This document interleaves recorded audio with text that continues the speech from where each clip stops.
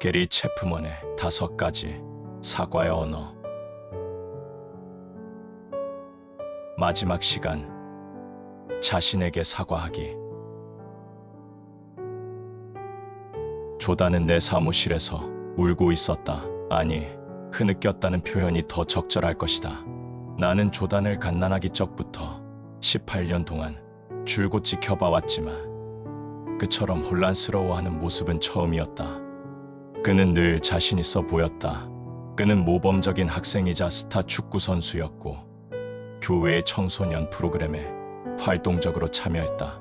요컨대 그는 미국의 모범 10대였다.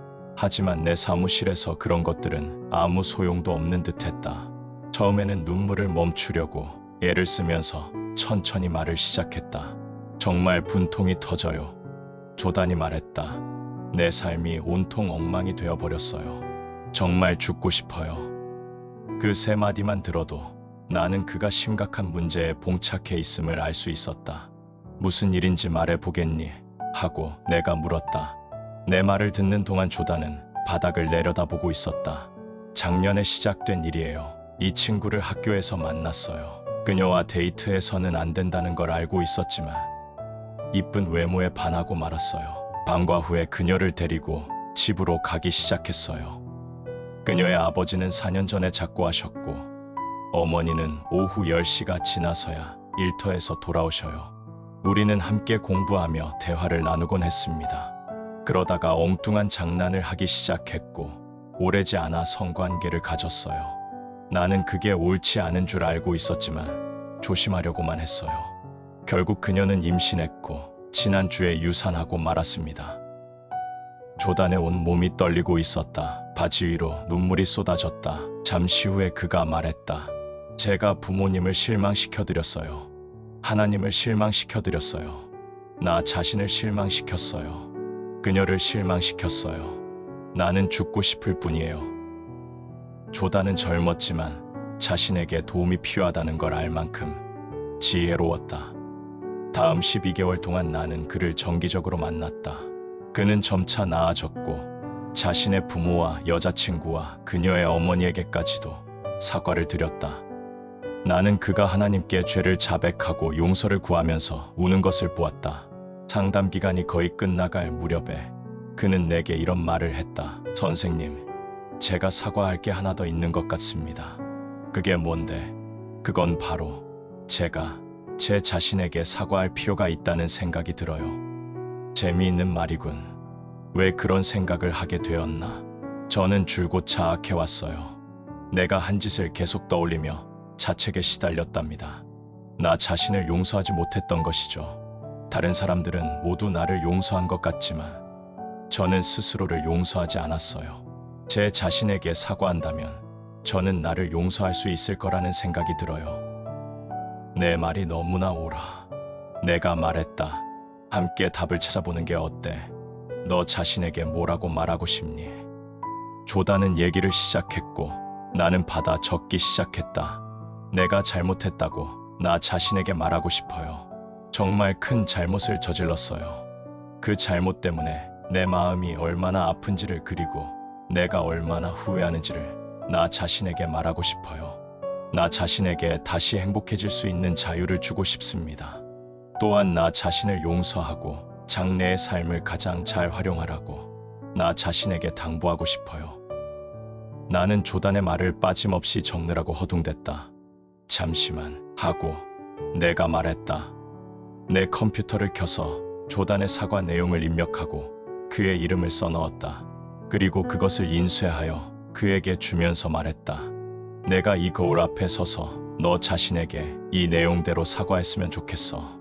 조단이 자신의 사과 내용을 읽는 동안 나는 가만히 귀를 기울이며 보고 있었다.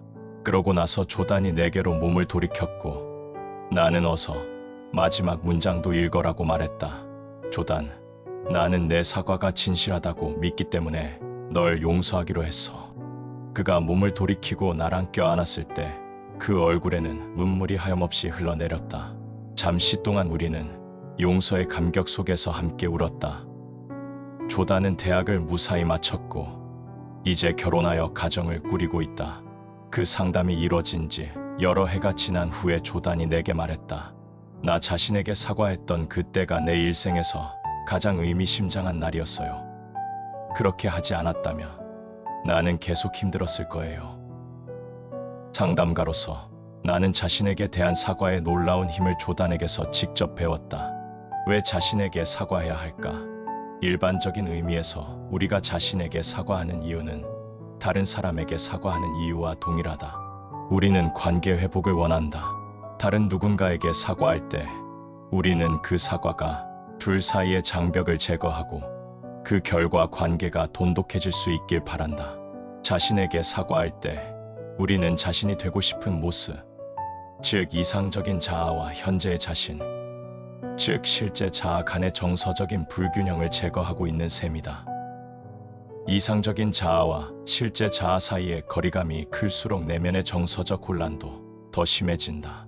우리가 이상적인 자아와 실제 자아 사이의 거리감을 제거할 때 자신의 내면이 평안해진다. 자신에 대한 사과가 그리고 그로 인한 용서 경험이 그런 거리감을 제거해 주는 것이다. 때로 정서적인 불안은 도덕적 기준에 따라 살지 못했다는 자각에서 비롯된다. 조단의 경우가 그랬다. 그는 결혼 전에는 성적 순결을 지키겠다고 자신에게 약속했었다. 조단은 그것이 하나님의 기준이라고 믿었으며 그것을 따르려고 했다. 내면화된 도덕적 기준을 의식적으로 범했을 때 그는 불안과 죄책감에 사로잡혔다. 그에게 있어서 이상적인 자아와 실제 자아 간의 거리는 엄청났다. 그가 다른 사람들에게 사과함으로써 그들과의 관계를 회복했지만 자신에게 사과하기 전까지는 내적인 평안을 찾지 못했다. 도덕적 실패는 여러 측면들에서 나타난다. 닐은 45세로서 두 아들의 아빠였다. 일찍부터 그는 진실을 말하라고 아이들에게 가르쳤다. 그에게 있어 성실성은 높은 도덕적 가치를 지닌 것이었고 그는 아이들이 진실을 말할 줄 알기를 원했다. 어느 해에 납세 신고서를 작성하면서 그는 감세 혜택을 더 많이 받기 위해 진실을 왜곡했다. 당시에는 그것이 사소하고 하찮은 일로 보였다. 그러나 일주일도 채 못 되어 닐은 자신의 행동에 대해 심한 불안감을 느꼈다. 수정된 납세 신고서를 제출하고서 자신을 용서한 후에야 비로소 그는 마음의 평안을 되찾았다.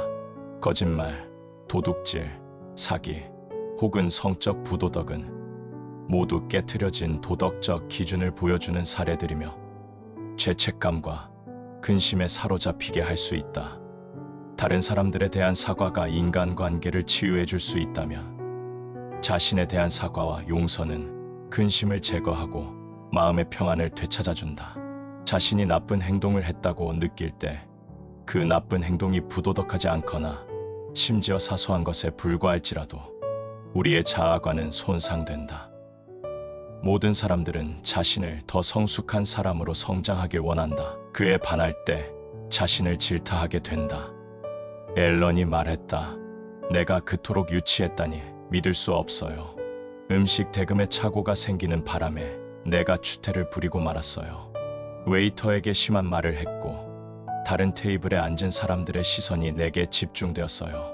그 추태를 잊어버리려고 여러 주 동안 노력했어요. 나는 나 자신을 매우 너그러운 사람으로 생각하곤 했습니다. 하지만 지금은 도무지 모르겠어요. 앨런은 심각하게 손상된 자존감으로 고통당하고 있다. 자신의 이상적인 자아와 실제 자아 간의 차이로 인해 그녀는 정서적으로 큰 고통에 시달리고 있다. 앨런은 자신에게 사과할 필요가 있다. 자신에게 사과하는 또 다른 이유는 자신에게 계속 상처를 줌으로써 약이 될 수 있는 결과가 두렵기 때문이다. 과오를 범한 사람은 그 이후로 불안하게 살게 되고 우울증에 빠져드는 상태가 두렵게 된다. 이 상태에서 어떤 이들은 그 같은 감정을 유발한 사건을 다루기보다는 우울증을 치료하기 위한 약물에 눈을 돌린다. 약물은 오랫동안 우울증에 시달려 온 사람들에게 또는 뇌 속의 화학적 불균형으로 인해 우울증에 빠진 사람들에게 큰 도움이 될 수 있다. 그러나 다른 사람들과 자신에게 사과할 줄만 알면 우울증을 모면할 수 있는 경우들도 많다. 자신에게 사과하는 또 다른 이유는 자신이 세운 삶의 목표를 향한 궤도에 다시 오를 수 있기 때문이다. 데이비스는 야심찬 사업가인데 시내의 다른 사업가에게 어리석은 실책을 범했다. 그는 내게 이렇게 말했다. 내 발등을 내가 찍은 것 같아요. 나는 그 사람에게 사과했고 그도 나를 용서한 듯해요. 하지만 내가 한 일이 앞으로 오래도록 내 사업에 악영향을 미칠까봐 두려워요. 그 기억을 떨쳐버리고서 전진하려고 무진 애를 쓰고 있어요. 심지어 다른 도시로 가서 새로 시작할까 하는 생각도 했어요. 데이비스는 그 문제로 인해 불안해하고 있으며 그 때문에 사업에 지장이 많다. 그는 과거의 실패가 아니라 미래에 초점을 맞출 수 있도록 자신에게 사과할 필요가 있었다. 당신이 과거의 실패로 인한 근심에 사로잡힐 때 그 해결책은 그것을 잊으려고 애를 쓰는 것이 아니다. 잊으려고 애를 쓸수록 그 기억은 더 생생해진다. 해결책은 상처 입은 자들에 대한 사과 및 자신에 대한 사과와 용서이다. 불행하게도 많은 사람들을 알코올과 마약으로 이끄는 것은 이상적인 자아와 실제 자아 간의 차이다. 그것은 불안을 경감시키려는 무의식적인 시도다. 그런 시도들은 결코 상황을 호전시키지 않는다. 알코올이나 마약에 의존하는 사람들은 다시금 어리석은 결정을 내리기 마련이고 그 결과 불안이 가중된다. 이런 패턴을 계속 따른다면 그들은 알코올이나 마약에 중독되며 그 자체가 더 심각한 불안을 야기시키는 온갖 문제들을 유발한다. 자신의 이상적인 자아에 따라 살지 못할 때 우리 속에서는 다른 피해자들의 내면에서 일어나는 것과 같은 일이 일어난다. 우리는 화가 난다. 이 분노는 자신에 대한 것이다. 자신에 대한 분노를 무시하면 문제가 해결되지 않는다. 분노는 긍정적인 방법으로 처리될 필요가 있다.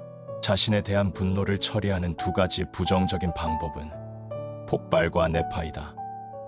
분노를 폭발시킬 때 우리는 다른 사람에게 또 다른 상처와 분노를 안겨주며 그래서 관계를 훼손시킨다.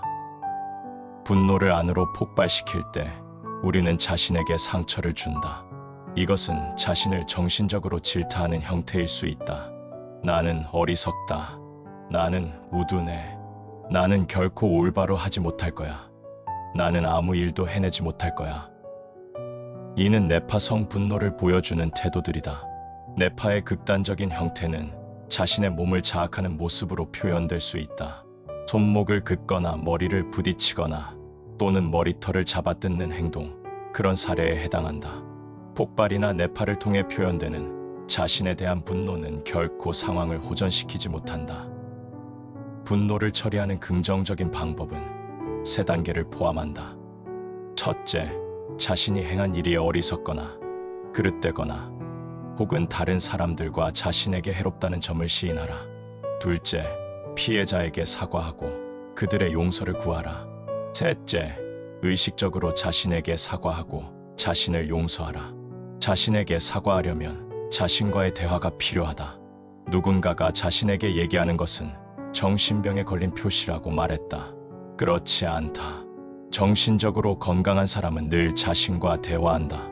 자신을 격려하고 자신에게 조언하고 자신에게 묻는다. 큰 소리로 그렇게 하는 경우도 있지만 마음속으로 조용히 하는 때가 많다. 자신에게 사과하는 경우에는 귀에 들리도록 하는 게 좋을 것이다. 또는 종이에 자신의 사과문을 직접 써서 기록해보라. 그 내용을 적은 후에 거울 앞에 서서 자신의 눈을 들여다보면서 귀에 들리는 목소리로 자신에게 사과해보라. 자신에 대한 사과는 자신과의 화평을 회복하는 과정에서 중요한 단계이다. 자신을 용서하는 것은 자신에게 해를 끼친 어떤 사람을 용서하는 것과 매우 비슷하다. 다른 누군가를 용서한다는 것은 더 이상 책임을 묻지 않기로 함을 뜻한다. 이는 상대방을 자신의 삶 속으로 받아들이며 계속해서 관계를 유지하겠다는 사인이다. 상대방의 과오가 더 이상 관계의 장벽으로 작용하지 않는다. 상대방의 범과에 대한 상징이 벽이라면 용서는 그 벽을 허문다. 용서는 두 사람으로 하여금 대화를 재개하며 이해심을 갖고서 서로에게 귀 기울이게 한다. 한 팀으로서 협력할 수 있는 길을 터준다. 자신을 용서하는 것도 마찬가지다. 근원적으로 자기 용서는 하나의 선택이다. 우리는 자신의 범과를 고통스러워한다. 그런 과오를 범하지 말았으면 하고 생각한다.